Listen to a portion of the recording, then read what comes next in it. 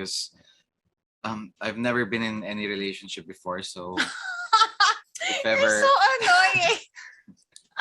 no, it's true. So I don't. How could I answer something I don't know about?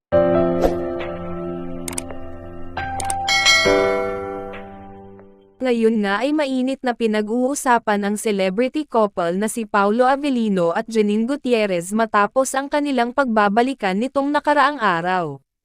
Kung makikita nga natin sa kanilang mga mata ay sadyang napakasaya ng dalawang artista kahit dumaan sila sa maraming pagsubok. Sabi pa nga ni Paulo Avellino sa isang interview ay sadyang dumadaan daw talaga sa sitwasyon na para nagkakalabuan na minsan ang isang relasyon, gayunpaman ay hindi na naig sa kanilang isipan na humantong sa hiwalayan ang kanilang relasyon. Bagkus yun daw ang kanilang magiging basehan para mas lalo pa nilang mapatatag ang kanilang pagsasama para sa mga darating pang panahon.